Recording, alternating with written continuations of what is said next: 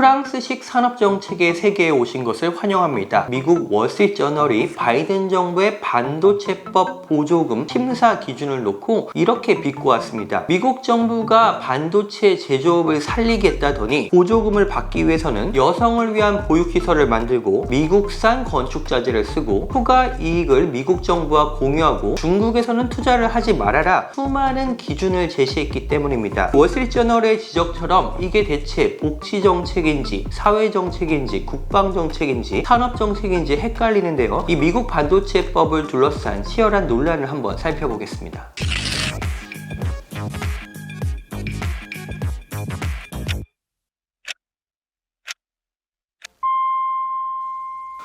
안녕하세요. 서울경제신문 워싱턴 특파원 윤홍입니다. 제가 예전에 이 코너에서 모리스 창 TSMC 창업주가 이 브루킹스 연구소 대담에 출연해서 한 말을 한번 얘기해 드린 적이 있습니다. 반도체 업계의 그루로 불리는 모리스 창은 이 미국 눈치 안 보고 할 말은 다 하는 것으로 원래 유명했습니다. 주변에서 말릴 정도라고 했는데요. 새로운 법을 만들고 보조금을 지급해서 미국이 반도체 공장을 세워봤자 미국 내에서는 공장 운영에 돈이 너무 많이 들고 인력을 확보하기도 어렵다. 지난해 4월에 이런 비관적인 얘기를 했습니다. 미국에서 반도체 공장 운영이 그만큼 어렵다는 겁니다. TSMC도 물론 미국 애리조나에서 대대적인 투자를 하고 있습니다. 하지만 이 반도체 인력 양성을 위해서 미국에서 사람을 뽑아서 대만에 가서 재교육을 시킨다고 합니다. 미국이 그만큼 반도체 제조업을 하기에는 좋은 여건은 아닙니다. 그럼에도 불구하고 바이든 정부가 미국 내 반도체 공급망을 복원하겠다면서 만든 법안이 바로 반도체와 과학법입니다. 반도체 부분에 총 530억 달러의 보조금과 지원금 등이 투입되는데요. 공장을 짓는 기업에 다이렉트로 지원하는 금액이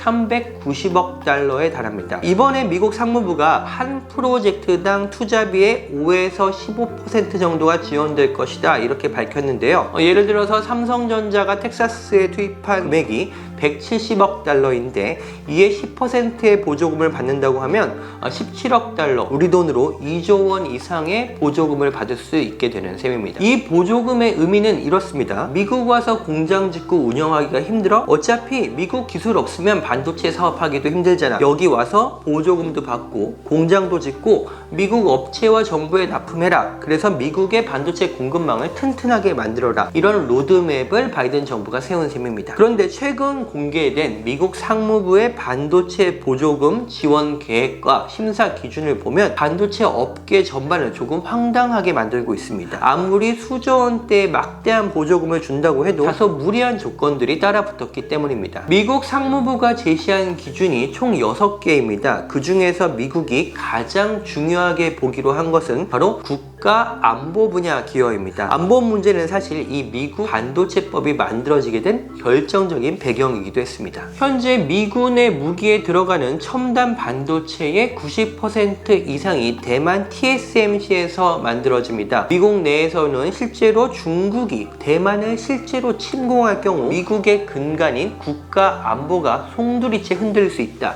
이런 우려가 있었습니다. 그래서 이번 반도체법 보조금 조건에서는 국방부를 비롯한 국가안보기관에 안정적으로 반도체를 지원하는 사업을 우대하겠다는 조건을 달았습니다. 자, 여기까지는 사실 이해할 만합니다. 그런데 이 초과 이익 공유 조항이 조금 당황스럽습니다. 1억 5천만 달러 이상의 보조금을 받는 기업은 수익이 전망치를 초과할 경우 받은 보조금의 최대 75%를 반납해야 합니다. 기업한테 초과 이익이 생기면 미국 정부와 나눠라. 이게 시장 경제를 가장 중시해온 미국 정부가 밝힌 입장이라고 하기에는 조금 어색한데요. 더 찜찜한 부분이 있습니다. 수익 전망치를 산출하려면 연방 정부의 실적 전망이나 재정 계획 등 기업 내부 정보를 활용한 수익 산출 근거를 제시해야 합니다. 기업의 내밀한 정보를 미국 정부와 공유해야 되는 상황이 온 겁니다. 바이든 정부가 추진해온 친노동 정책도 반도체법 보조금에 그대로 반영됐습니다. 반도체 공장을 짓는 기업들이 공장 직원들과 건설 노동자들을 위한 보육 계획을 세우도록 했고요. 지나 러먼도 미 상무장관은 기업들에게 여성을 고용하고 훈련하고 유지할 방법을 찾아라 이렇게 주문을 했습니다. 반도체법을 통해서 막대한 보조금을 활용해서 그간 민주당 정부가 추진해온 복지 아젠다의 효과를 더 높이겠다는 겁니다. 마지막으로 가장 큰 난관이죠. 중국 가드레일입니다. 미국의 반도체 보조금을 받은 기업은 중국에서 반도체 생산 능력을 확장할 수가 없습니다. 또 중국과의 공동 연구나 기술 라이선스를 할 경우 받은 보조금 전액을 반납해야 합니다. 특히 이 중국 가드레일은 미국의 반도체 장비 수출 통제와 상호 호환을 하는데요. 우리 업체들의 주력인 메모리 반도체의 경우에는 앞으로 중국에서 낸드 플래시는 128단 이상, D램은 18나노 이하의 미세 공정으로 진입하지 못할 가능성이 굉장히 큽니다. 수십조를 들여서 중국에 반도체 공장을 짓고 수십 년을 운영할 계획을 세웠는데 공장을 발전시키지 못하면 공장은 구닥다리가 될 수밖에 없습니다. 우리 반도체 업계에 굉장히 큰 짐이 생긴 셈입니다. 미국 내에서도 이런 보조금 지급 기준에 대한 비판이 적지 않습니다. 반도체 제조업을 살리겠다고 법을 만들어 놓고서는 새로운 진입장벽을 만들고 기업의 비용을 높이고 있기 때문입니다. 그런데 왜 이렇게까지 하는 건지도 궁금해집니다. 결국 이 모든 것은 정치의 문제로 귀결이 될 것 같습니다. 미국 대선이 불과 1년 반 앞으로 다가왔습니다. 미국 내에서는 지금 국가 부채 문제를 놓고 공화당과 민주당의 이념 대립 그리고 주도권 잡기가 굉장히 치열합니다. 납세자의 돈, 나라 돈을 쓰는 문제가 미국 정치에서 너무나 예민한 문제가 되다 보니까 바이든 정부 역시 반도체법 보조금을 지급하는 과정에서 계속해서 새로운 명분을 쌓고 있는 겁니다. 하지만 과연 이런 식으로 미국이 반도체 제조업을 다시 부활시킬 수 있을 것이냐, 이런 의문이 드는 것도 사실입니다. 반도체 시장의 변화가 너무 빠르고 한순간의 판단이 시장의 패권을 좌우할 수 있습니다. 미국이 과연 반도체 분야에서 다시 위대해질 수 있을 것인가, 이걸 지켜보는 과정이 굉장히 흥미로운 상황입니다. 윤홍호의 워싱턴 24시 다음 시간에 다시 찾아오겠습니다.